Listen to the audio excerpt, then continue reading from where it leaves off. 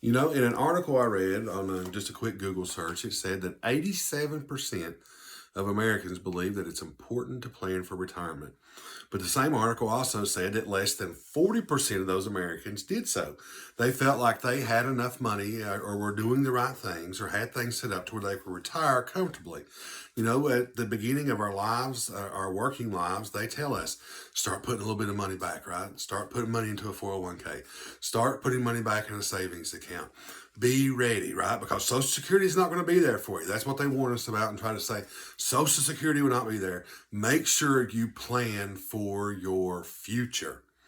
Well, today we're going to continue our study talking about the man who tore down his barns in order to put more in it so he could retire. And it comes from Luke chapter 12. And I'm going to read verses 16 through 21. And he spake a parable unto them, saying, And the ground of a certain rich man brought forth plentiful. And he thought within himself, saying, What shall I do, because I have no room wherein to bestow my fruits?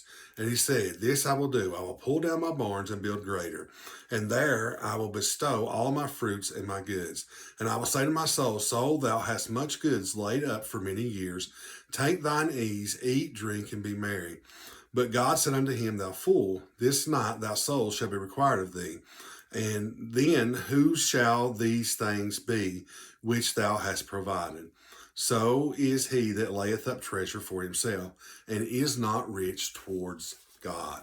You know, the man in the parable, he thought to himself, I've got a chance to set myself up right now. I've got a good harvest.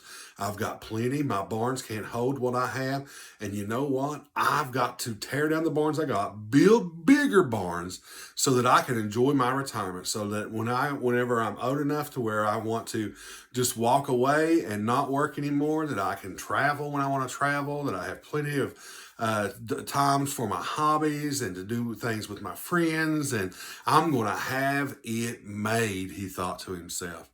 You know, whenever we were talking to the boys about this lesson, one of the things that we told them is that sometimes God gives us more to help those around us.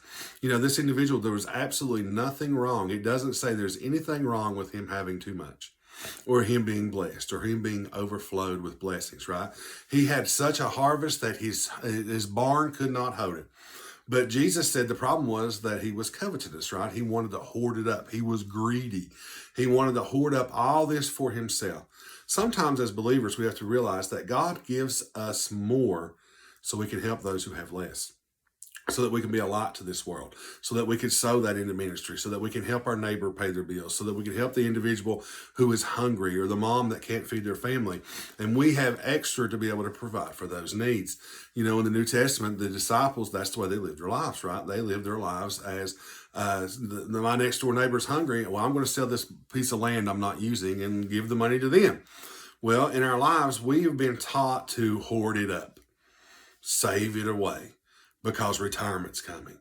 And you know what? I know many people who get to the age of retirement and they don't have very long to enjoy that. They've worked hard their entire lives and they retire.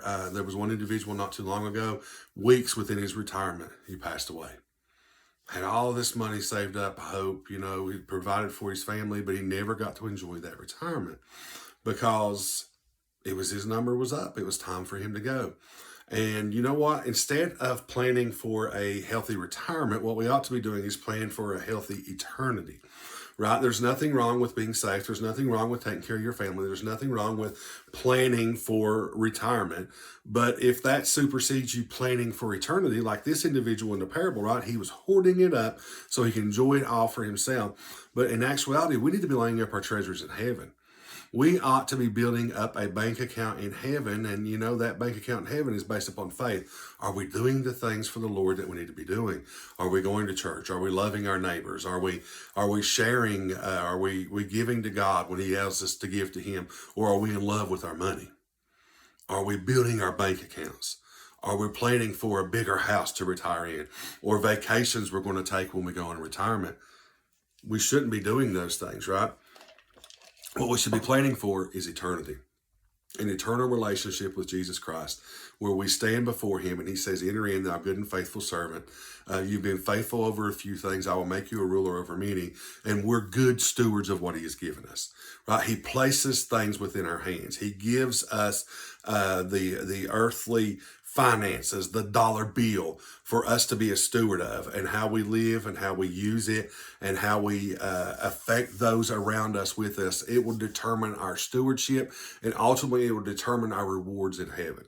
And we should not be greedy. We should not be willing to hoard things away for ourselves, but we should be loving, caring, and sharing with everyone around us. So going forward, I remind you, there's 4 things a disciple of Jesus Christ will do every day. You'll seek to encounter God. You'll exalt God. You'll edify yourself by reading the Word of God. And by all means, you engage this world for Jesus Christ. Tell him how awesome he is. Until next time, God bless.